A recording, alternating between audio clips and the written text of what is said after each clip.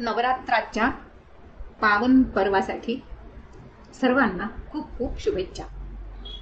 नवरात्र म्हटलं की जसा देवीचा अंबा आईचा जागर तसेच उपवास, आणि उपवास म्हटलं की सगळ्यांना असं वाटतं की उपवासात ऍसिडिटी वाढते, मग खायचं काय, डोकं दुखतं, त्रास होतो, आम्ही उपवास नाही करत। माझ्या मैत्रिणींना मी म्हटलं की ह्या वर्षी मी 4 महिने एकभुक्त राहणार आहे, म्हणजे 4 महिने मी एक वेळ जेवण करणार आहे। सगळ्या म्हटल्या, अरे बापरे 4 महिने उपवास, मग काय खाणार?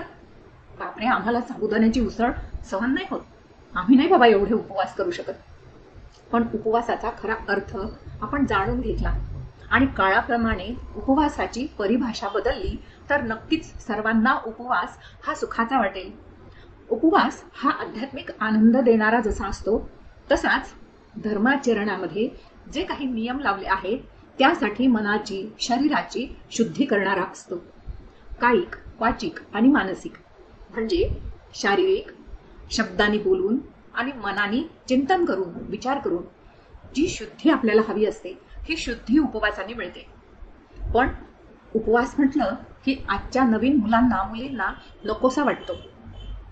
त्यामुळे बऱ्याच तरुण तरुणींना श्रावण सोमवार हा उपवासाचा असतो, एकादशी, चतुर्थी, नवरात्राचे 9 दिवस हे उपवास करण्याची इच्छाच होत नाही। आणि हळूहळू वटसावित्री, हरतालिका, श्रावण मास ह्यातले काही उपवास आजच्या पिढीने पूर्णपणे बंद करून टाकले आहेत।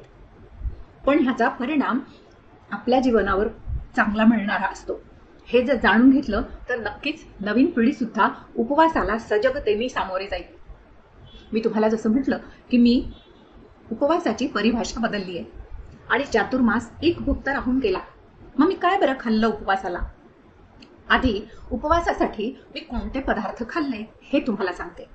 मी उपवासामध्ये भाजलेले मुरमुरे, साळीच्या लाह्या, राजगिऱ्याच्या लाह्या, ज्वारीच्या लाह्या, मोठ, मटकी, मक्याचे दाणे, मटर हे सगळी कडधान्य भिजवून हलकीशी वाफवून त्यात मीठ, कोथिंबीर, टोमॅटो, काकडी हे टाकून उपवासासाठी खाल्लं। त्यामुळे मला उपवास हा कधी उपवासासारखा भारी किंवा नकोसा कधीच वाटला नाही आणि ह्या उपवासाने मला कधी त्रासही होत नाही।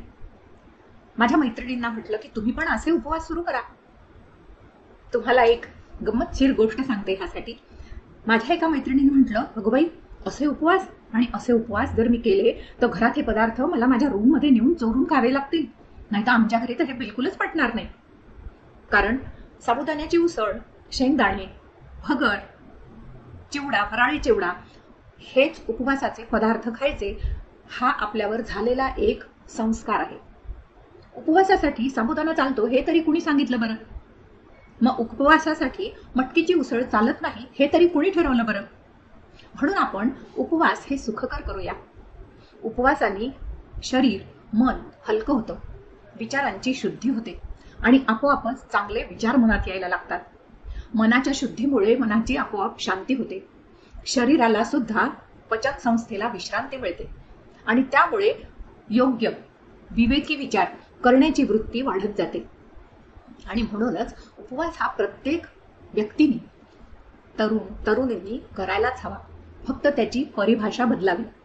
उपवासासाठी हे पदार्थ नक्की खावेत जे पचायला हलके आहेत।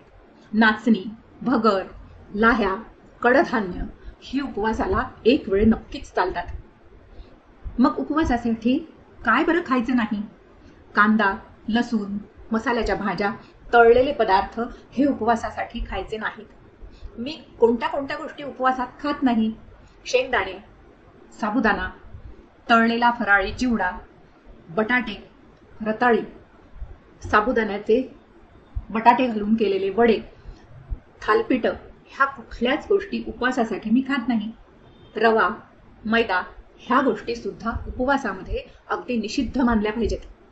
आणि असा उपवास जर तुम्ही कराल तर नक्कीच पुढची पिढी असा उपवास करण्यासाठी तयार होईल।